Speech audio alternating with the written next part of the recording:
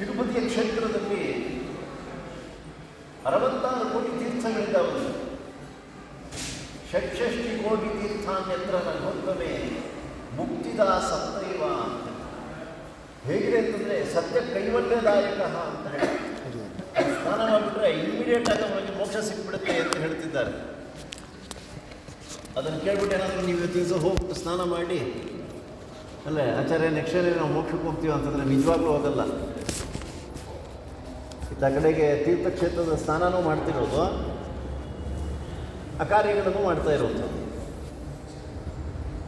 ಒಂದು ಗಾಡಿ ಸ್ಟಾರ್ಟ್ ಮಾಡಿಬಿಟ್ಟು ಎಕ್ಸಿಲೇಟ್ರು ಕೊಡ್ತಾ ಇರೋದು, ಬ್ರೇಕು ಹಿಡಿತಾ ಇರೋದು.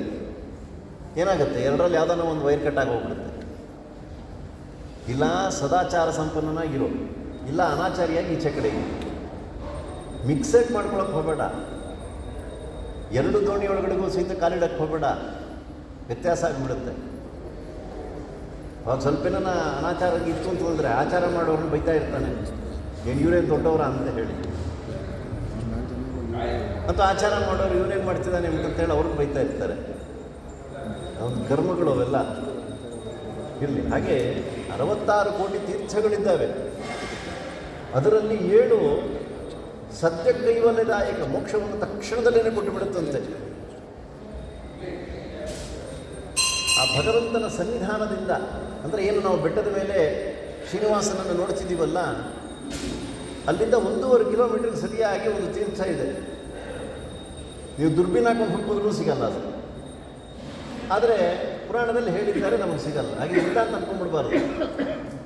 ಆ ತೀರ್ಥ ಇದ್ರೂ ಸಹಿತ ನೀನು ಹೋಗಿ ಸ್ನಾನ ಮಾಡಲಿಕ್ಕೆ ನಿನ್ನ ಮನಸ್ಸು ಒಪ್ಪಲ್ಲ ಅಂತ ಸ್ಥಿತಿ ಇರುತ್ತೆ.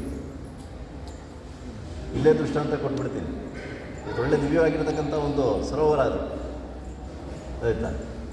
ಸ್ನಾನಕ್ಕೆ ಹೋಗ್ತೀರ ಆಚಾರ್ಯ ಅಂತಂದರೆ ಹರಳನ್ನೇ ಕುಡಿದು ಮುತ್ತಿ ಮಾಡ್ತಿರ್ತೀವಿ. ಇಲ್ಲಿ ಸ್ನಾನ ಮಾಡ್ಬೇಕಾರೆ ಸ್ಕಿನ್ ಅಲರ್ಜಿ ಆಗೋಗ್ಬಿಡುತ್ತೆ ಅಂತ. ಅಂದರೆ ಇಂಥ ಒಂದು ಸ್ಥಿತಿ ಇದೆ ದಿವಸ ನಮಗೆ. ಹಾಗೆ ಅಲ್ಲೊಂದು ತೀರ್ಥ ಇದೆ, ಕಾಯಿ ರಸಾಯನ ತೀರ್ಥ ಅಂತ ಹೇಳಿ. ಕಾಯಿ ರಸಾಯನ ತೀರ್ಥ,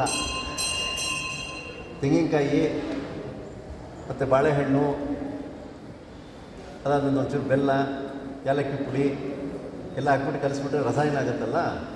ಕಾಯಿ ರಸಾಯನ ತೀರ್ಥ ಅಲ್ಲ, ಕಾಯ ರಸ ಆಯನ ತೀರ್ಥ. ಕಾಯ ಅಂದರೆ ಈ ದೇಹ. ಅಲ್ಲಿ ಹೋಗಿ ಒಮ್ಮೆ ಸ್ನಾನ ಮಾಡಿಬಿಟ್ರೆ 80 ವರ್ಷದ ಹುಡುಗ ಹೋಗಿ ಸ್ನಾನ ಮಾಡಿದ್ರೆ 18 ವರ್ಷದ ಹುಡುಗ ಆಗ್ತಿರ್ತಾನೆ. ಇಂಥದ್ದೇನ ಸಿಕ್ಬಿಟ್ರೆ ನಮಗೆ ನಾವು ಬಿಡ್ತೀವ. ಅದಕ್ಕೋಸ್ಕರ